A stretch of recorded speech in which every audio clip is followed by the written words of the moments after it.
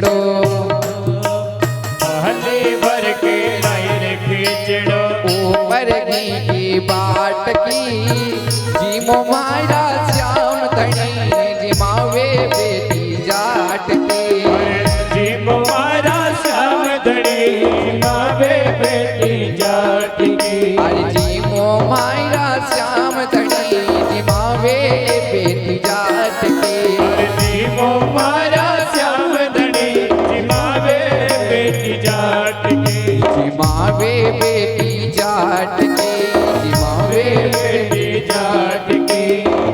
आज कर्मा बाई कह रही कि प्रभु आज हम आपका लिए थाली भरी ने खिचड़ो लाई आप भोजन नहीं करोगे जब तक हम भी भोजन नहीं करने वाले हैं। कर्मा बाई कहने लगे भगवान का समक्ष आरी बाबुल गयो बार गावरे ना जाने कब आवे गो बाबुल गयो बार गावरे ना जाने कब आवे लो बाबुल कियो बार गावरे ना जाने कब आवे लो बाबुल गयो बार गावरे ना जाने कब आवे लो अरे उनके भरोसे बेट सावरा भूखो ही रह जावे गो उनके भरोसे बैठ सावरा भूखो ही रह जाएगो अरे उनके भरोसे बेट सावरा भूखो ही रह जावे गो उनके भरोसे बैठ सावरा भूखो ही रह जावेगो अरे आज जिमाओ ताने खींचड़ो आज आओ तेने खींचड़ो आज जिमाओ थाने खींचड़ो आज जिमाओ तेने खींचड़ो अरे खाले राबड़ी छाछ की जिमो मायरा श्याम धनी जिमावे बेटी जाट की जीमो मारा श्याम धनी जिमावे बेटी जाट की अरे जिमो मायरा श्याम धनी जिमावे बेटी जाट की जीमो मारा श्याम धनी जिमावे बेटी जाट की जयो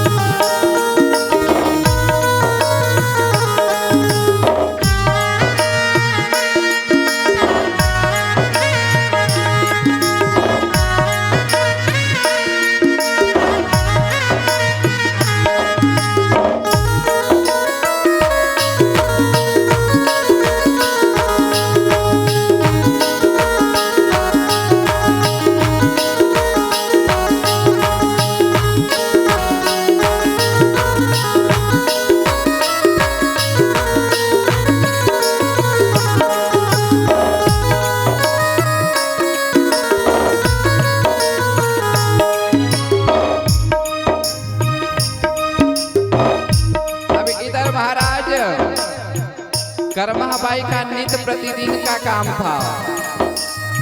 बेचारी रोज रोज मंदिर में जाती, भगवान से अरज लगाती।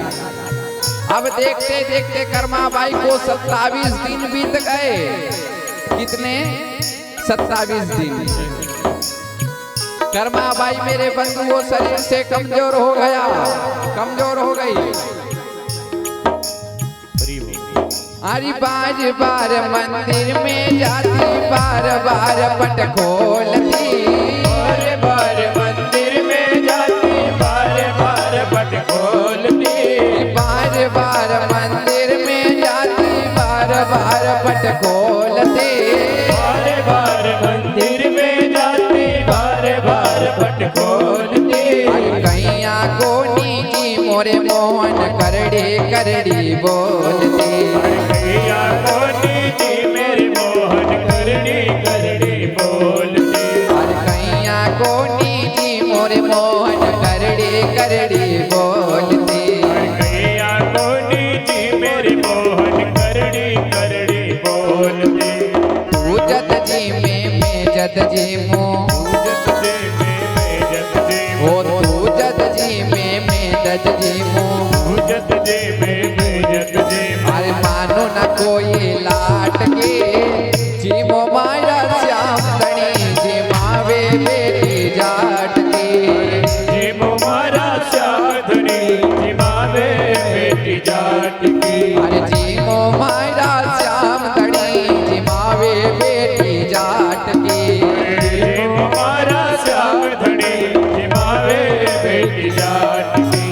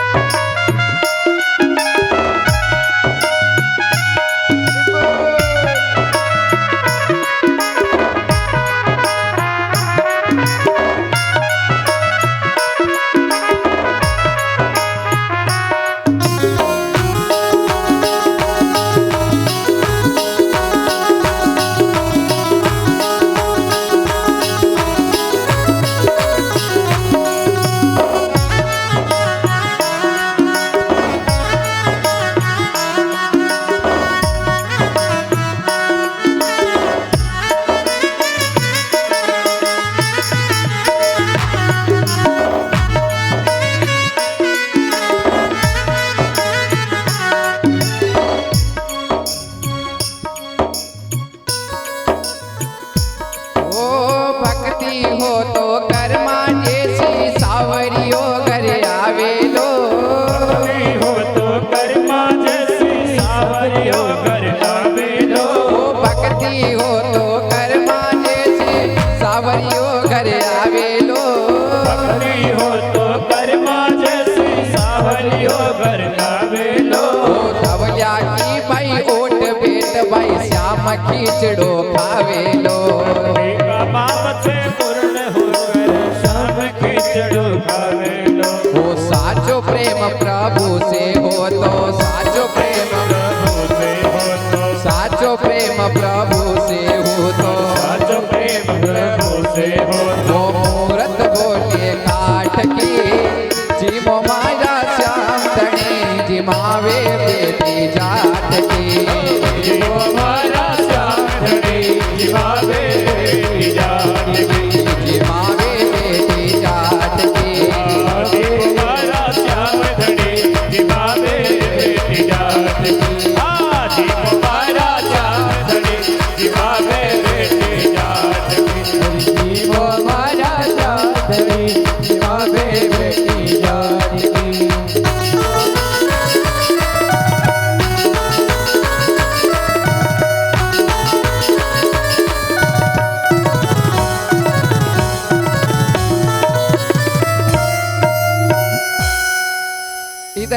बंधुओं जैसे ही 27 दिन पूरे हुए तो कर्माबाई के प्राण कंठ में आ गए। तो उस समय के ऊपर स्वयं विठ्ठल भगवान, स्वयं पारी ब्रह्म परमात्मा आदि नारायण कर्माबाई के समक्ष प्रकट हो गए और कर्माबाई के हाथ से मेरे बंधुओं खिचड़ा खाया।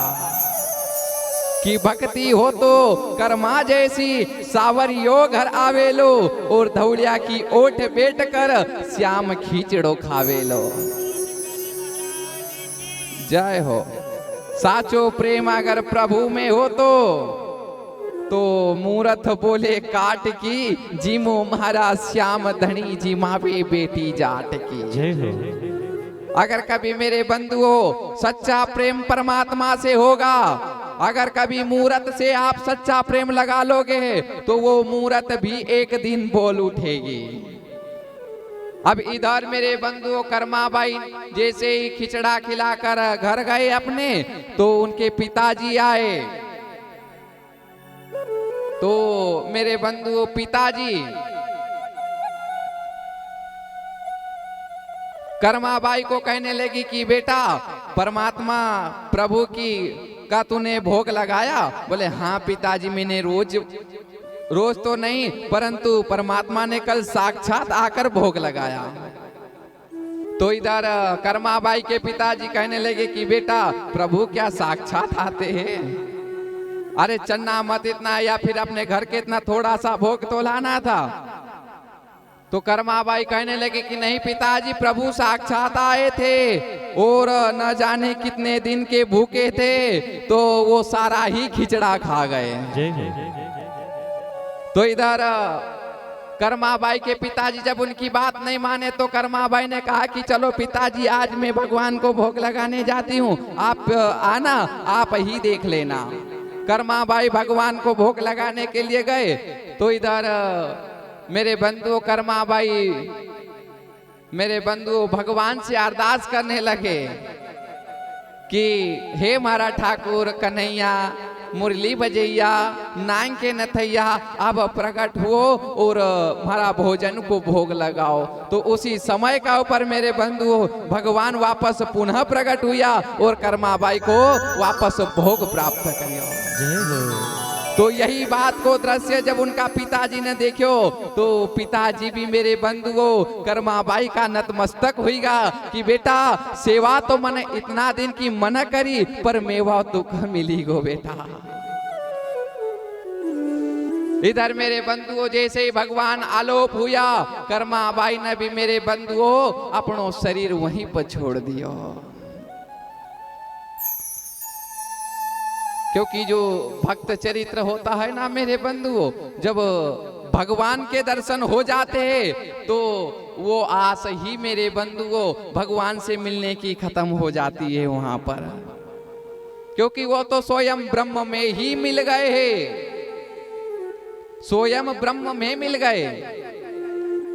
अब माता सबरी की आपने सभी ने कथाएं सुनी होगी कि माता सबरी ने भगवान रामचंद्र को अपने मुख से झूठे बेर खिलाए। तो बहुत से भैया विचार करते कि बाबा झूठे बोर खिलाना आपको उचित लगता है? एक महापुरुष ने मुझे पूछा था कि बाबा झूठे बेर खिलाना कोई उचित लगता है? मैंने कहा क्यों नहीं भैया। बोले कि त्रिलोकी के नाथ स्वयं भगवान राजा रामचंद्र जी माता सबरी के राज दरबार के अंदर पहुंचे तो माता सबरी ने उन्हें झूठे बेर खिलाए। मैंने कहा भैया बात तो सही है, पर जिस समय माता सबरी ने मेरे बंधुओं बेर लाए और माता सबरी के भाव थे भक्त के, पर जब मेरे बंधुओं बेर को अपने मुख में रखा और भगवान को जब खिलाने लगे उस समय भक्त का भाव वहां पर खत्म हो गया, भक्त का भाव ही नष्ट हो गया। वहां पर तो स्वयं ब्रह्म में ब्रह्म ही मिल गए थे। तो एक ब्रह्म दूसरे ब्रह्म का झूठा कैसा हुआ? तो मेरे बंधुओं जो संत महिमा होती है वो बड़ी ही अलौकिक होती है। इधर सिंगाजी बाबा मेरे बंधुओं गुरु महाराज का समक्ष कहने लग गया कि गुरुदेव आप मका गुरु नाम प्रदान करो। तो इधर मेरे बंधुओं मन्नंगिर बाबा कहने लग गया कि सिंगा रैन दिवस करो राम की सेवा और छोड़ो पूजो आत्म देवा। हे भैया तू राम की सेवा करजे। सिंगा जी बाबा कहने लग गया कि गुरुदेव हाँ कौन सा राम की सेवा करूं। मनासी सुनी कि एक राम दशरथ घर डोले, दूजा राम घट घट में बोले, तीजा राम का सकल पसारा, चौथा राम सबसे न्यारा। मन्नंगिर बाबा का कि हाँ एक राम कहिरो अन्यों का 4 राम बतैरो। आसो कभी शिष्य छुटी जाएगा, दोबारा मिलने वालों नहीं है। मन्नंगिर बाबा कहे कि सिंगा तेरा राम तुझ में बाहर क्यों भटके, बाहर क्यों भटके, इधर क्यों अटके। अब देखो अब मन्नंगिर बाबा सिंगा जी बाबा की मेरे बंधुओं जांचना लग गया, क्योंकि अगर कभी परीक्षा लेने लग गया कि परीक्षा तो लेने देखा कि कैसो पात्र है।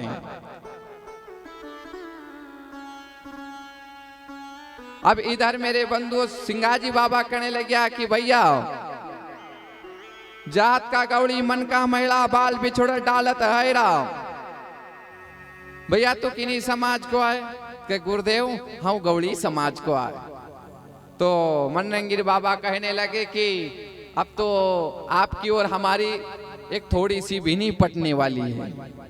बोले क्यों गुरुदेव? कि मैंने ऐसी सुनी कि तुम गौड़ी लोग अच्छा नहीं आता, तुम्हारे यहाँ अगर कभी भेष जन तो अगर कभी पाड़ी हो तो तुम रखो, और कभी बोधो हुई तो को बाल बिछोड़ो कर इन जंगल में छोड़ी आओ।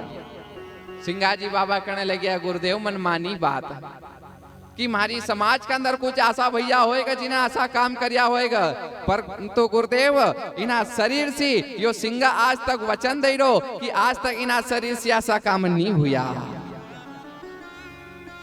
मेरे बंधुओं जहां तक हो सके देश के बारे में अच्छा सोचो कि हमारा भारत देश का कल्याण हो। देश के बारे में सोचो, जिसके बाद में अपने प्रदेश के बारे में सोचो कि प्रदेश का भी कल्याण हो। प्रदेश के बारे में तो सोचा, फिर मेरे बंधुओं गांव का भी सोचो कि गांव का भी मेरा कल्याण हो। और गांव वाले भी अगर कभी नहीं सुने तो फिर मेरे बंधु अपने परिवार के बारे में सोचो। परिवार वाले भी नहीं सुने, अपने घर के बारे में सोचो। आन कभी कोई नहीं सुना नहीं तो फिर अपना बाराम सोचो, फिर कोई को रस्तो नहीं देखनू ज्यादा देर, फिर अपना बाराम सोचना लगी जानो। यहाँ तो मेरे बंधु अगर कभी कोई व्यक्ति पंच में बोले, घर में बोले तो घर वाले सुन ले तो वो ऐसा हो जाता है, क्योंकि उसकी घर में सुनते हैं सब, उसकी घर में चल है। अब घर में चल होने के बाद में अगर कभी उसकी गांव में सुन ले तो उसकी कॉलर और भी टाइट हो जाएगी। उसकी तो गांव में सुन रहे, और गांव में सुनने के बाद में अगर कभी जिले में उसकी चल हो जाए और जिले में सुनने लग जाए तो वो तो फिर कोई की नहीं सुनतो, वो कोई की नहीं सुन।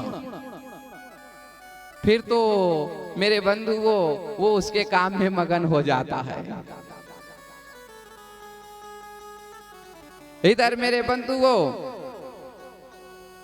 मन्नंगिर बाबा सिंगाजी बाबा का अब मेरे बंधुओं जांचने लग गया, क्योंकि अगर कभी लूहो गरम होए तो वो कापस शब्द की चोट न मारा कर जो तो वो आकार ले लेगा, और अगर कभी लूहो कड़क हुई जाए तो कापस चाहे जितनी मेरे बंधुओं हथौड़ी न मारा करो पर ओका कुछ नहीं होने वाला है।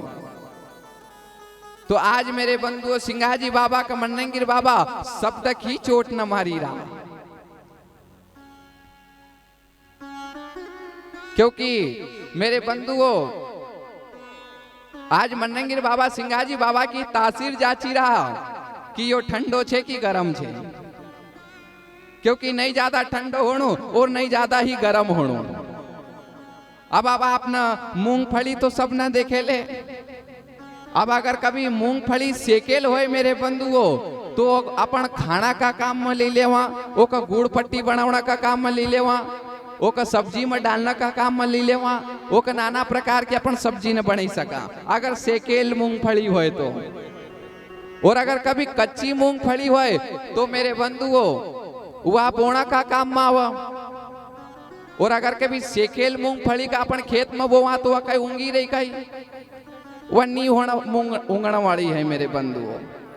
तो ऐसो ही नहीं ज्यादा ठंडो काम को है और नहीं ज्यादा गर्म काम को, जो बीच की स्थिति है मेरे बंधुओं वो ही बीच की स्थिति परमात्मा से मिलाती है। क्योंकि मेरे बंधुओं आई जवानी विषय रस लाग्यो, करियो तिरिया से हेत या तिरिया है तिरगुण की पसारी तुझे देगी नरक में धकेला। अगर जिसने मेरे बंधुओं बालपने में भजन कर लिया उसकी जवानी अच्छी मेरे बंधुओं गुजर जाएगी। जिसने जवानी अवस्था में अगर कभी भजन किया तो उसका बुढ़ापा अच्छा मेरे बंधुओं गुजर जाएगा। और अगर कभी बुढ़ापा में आप भजन करोगे तो ना तो शरीर से चलाएगा ना बैठाएगा मेरे बंधुओं, तो उस समय तो आपका भजन सार्थक भी नहीं रहता है, ऐसा संतों का कहना है। इसलिए मेरे बंधु ना तो ज्यादा गर्म होणो और ना ही ज्यादा ठंडो होणो। अब इधर मेरे बंधुओं अगर कभी 80 साल का भी हुई गया और ना ही भगवान को नाम लेवा तो वाकई जिंदगी है। एक बार मेरे बंधु एक भैयो तो बिचारो महाराज जसो होएगा कहीं नरसुल्लागंज बाजार के अंदर गयो तो वहां पर मेड़ो लगेल तो मेला मेरे बंधु ध्यान से सुन जो, बड़े ही काम की बात बता रहा आपकी। अब मेड़ो लगो तो वहां पे एक कांच की दुकान थी, तो बिचारो ना समझ व्यक्ति तो महाराज ऐसो कांच की दुकान का पास गयो और कांच के अंदर जब प्रतिबिंब देखो तो वो को स्वयं को प्रतिबिंब देखाने हो तो वो कहे कि क्या भैया है जोरदार, अरे ना भैया का तुम्हारा घर ले जाऊंगा ना काम करा दूंगा, एक आप हड़े को काम करा दूंगा, कितनो सुंदर दिखाई रहो। तो दुकानदार का कहने लगे कि क्यों भैया ये भैया कितने का दिया। अब वो दुकानदार का तो पैसा सी मतलब, वो कहे कि भैया ये चीज तो हमने इतने इतने में दी के ले भैया ये पैसे पकड़ और ये भैया को तो मैं मेरे घर ले जाऊंगा। तो वो भैया उस प्रतिबिंब को लेकर घर आ गया।